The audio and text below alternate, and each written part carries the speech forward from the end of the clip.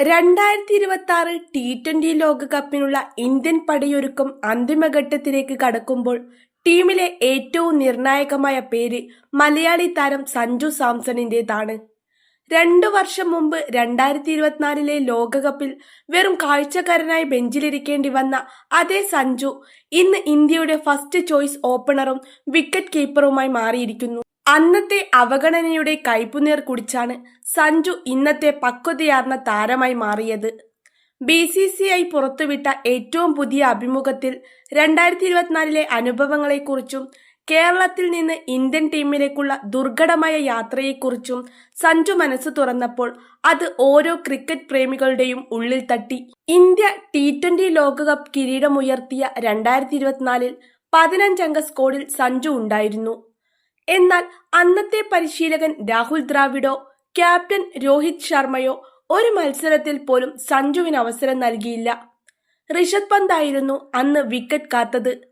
ലോകകപ്പ് നേട്ടത്തിൽ സന്തോഷിക്കുമ്പോഴും ഒരു മത്സരം പോലും കളിക്കാൻ കഴിയാത്തതിന്റെ വേദന സഞ്ജുവിനുണ്ടായിരുന്നു. എന്നാൽ ആരെയും കുറ്റപ്പെടുത്താൻ സഞ്ജു തയ്യാറല്ല. 2024 T20 ലോകകപ്പിനെ കുറിച്ച് പറയുമ്പോൾ, ഞാൻ ഒരു മത്സരത്തിൽ പോലും കളിച്ചില്ല.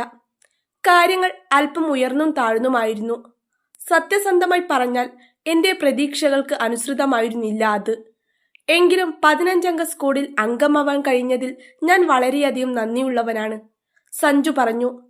ദ്രാവിഡിനോടും രോഹിത്തിനോടും തനിക്ക് പരിഭവമില്ലെന്ന് പക്വതയോടെ അദ്ദേഹം ആവർത്തിക്കുന്നു. അന്നത്തെ ലോകകപ്പിൽ സഞ്ജുവിന് ഏറ്റവും വേദന നൽകിയൊരു നിമിഷം അദ്ദേഹം നേരത്തെ വെളിപ്പെടുത്തിയിരുന്നു. ബാർബഡോസിൽ നടന്ന ദക്ഷിണാഫ്രിക്കയ്ക്കെതിരായ ഫൈനലിൽ സഞ്ജു കളിക്കേണ്ടതായിരുന്നു. ടോസിന് തൊട്ടു മുമ്പ് വരെ സഞ്ജു പ്ലേയിങ് 11-ൽ ഉണ്ടായിരുന്നു. പരിശീലകൻ രാഹുൽ ദ്രാവിഡ് സഞ്ജുവിനോട് തയ്യാറായിരിക്കാൻ പറയുകയും ചെയ്തിരുന്നു. എന്നാൽ ടോസ് സമയത്ത് കാര്യങ്ങൾ മാറിമറിഞ്ഞു. അവസാന നിമിഷം കോമ്പിനേഷൻ മാറ്റാൻ രോഹിത് ശർമ്മ തീരുമാനിച്ചതോടെ ലോകകപ്പ് ഫൈനൽ കളിക്കുക എന്ന സ്വപ്നം സഞ്ജുവിന് നഷ്ടമായി. രോഹിത് ഭായ് ടോസിന് പോകും മുമ്പ് എന്നോട് സോറി പറഞ്ഞിരുന്നു എന്ന് സഞ്ജു മുമ്പ് പറഞ്ഞിരുന്നു. ആ നിരാശയെ ഉൾക്കൊണ്ടാണ് സഞ്ജു ഇന്ന് 2026 ടീമിന്റെ മുൻനിരയിലെത്തിയിരിക്കുന്നത്. കേരളത്തിൽ നിന്നുള്ള പോരാട്ടം. മുംബൈയിൽ നിന്നോ ഡൽഹിയിൽ നിന്നോ വരുന്നത് പോലെയല്ല കേരളത്തിൽ നിന്ന് ഇന്ത്യൻ ടീമിൽ എത്തുന്നത് എന്ന് സഞ്ജു ഓർമ്മിപ്പിക്കുന്നു. കേരളത്തിൽ നിന്നുള്ള ഒരാൾക്ക് ഇന്ത്യൻ ടീമിൽ എത്തുക എന്നത് ഒരിക്കലും എളുപ്പമല്ല. ഒരിക്കൽ ഒരു സുഹൃത്തുമായി സംസാരിച്ചു കൊണ്ടിരിക്കവേ എങ്ങനെ ഞങ്ങൾക്ക് ഇന്ത്യക്കായി കളിക്കാമെന്നതിനെ പറ്റി സംസാരിക്കാറുണ്ടായിരുന്നു.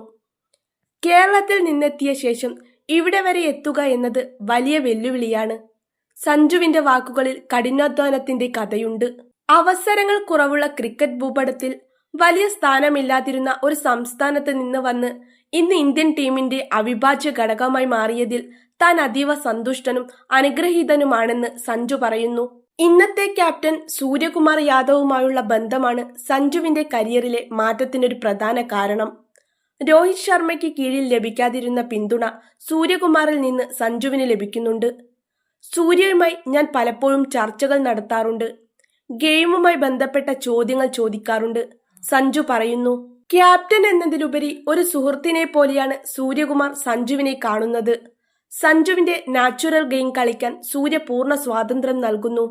അതാണ് ഓപ്പണറായുള്ള സഞ്ജുവിന്റെ വിശ്വരൂപം നമ്മളിപ്പോൾ കാണുന്നതിന് പിന്നിലെ രഹസ്യം.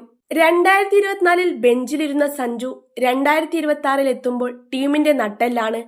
എന്റെ റോൾ വളരെ വ്യക്തമാണ്. ടീമിനു വേണ്ടി പോസിറ്റീവായ സംഭാവന നൽകുക എന്നത് മാത്രമാണ് ഞാൻ ചെയ്യേണ്ടത്. കളിക്കളത്തിലിറങ്ങിയാൽ ഇമ്പാക്റ്റ് ഉണ്ടാക്കാൻ ഞാൻ ശ്രമിക്കേണ്ടതുണ്ട്. ഇനിയും അല്പം കൂടി ചിലത് ചെയ്യാനുണ്ടെന്ന് എനിക്ക് തോന്നുന്നു. ടീമിനായി ഗ്രൗണ്ടിലിറങ്ങി കൂടുതലായി സംഭാവന ചെയ്യാനുള്ള ദാഹം എനിക്ക് ഇപ്പോഴുമുണ്ട്, സഞ്ജു ആത്മവിശ്വാസത്തോടെ പറയുന്നു. കാത്തിരുന്ന് കിട്ടിയ അവസരമാണ്. 2024 നഷ്ടപ്പെട്ടതെല്ലാം 2026 പലിശ സഹിതം തിരിച്ചു പിടിക്കാനാണ് സഞ്ജുവിന്റെയും ഇന്ത്യൻ ടീമിന്റെയും ലക്ഷ്യം.